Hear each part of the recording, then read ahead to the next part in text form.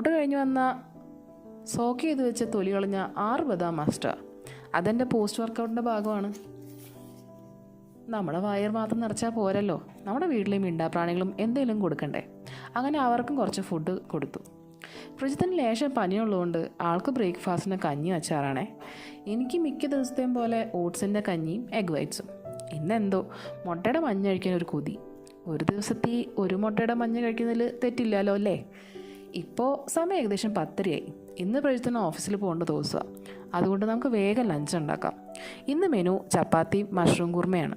ഞാൻ ചപ്പാത്തി കുഴയ്ക്കുമ്പോൾ 1 ടീസ്പൂൺ നെയ്യ് ആഡ് ചെയ്യും. നിങ്ങൾ ചെയ്യാറുണ്ടോ? ഞാൻ ചപ്പാത്തി ചുടുമ്പോൾ സാധാരണ നെയ്യ് തടവാറില്ല. അങ്ങനെ ചപ്പാത്തിയുടെ ആട്ട കുഴച്ച് മാറ്റി വെച്ചു. ഇനി നമുക്ക് കറിക്കുള്ള പരിപാടി തുടങ്ങാം. ഞാൻ നമ്മുടെ വീണാസ് കറി വേൾഡിൽ വീണ ചേച്ചിയുടെ റെസിപ്പി ആട്ടോ ഫോളോ ചെയ്യുന്നത്. പക്ഷെ ഞാൻ കാഷ്യൂ പേസ്റ്റിന് പകരം ക്രീമാണ് യൂസ് ചെയ്തത്. അങ്ങനെ പ്രജിത്തിന് ലഞ്ചും ചപ്പാത്തിയും മഷ്റൂം കുറുമയും മാങ്ങയും കൊടുത്തയച്ചു.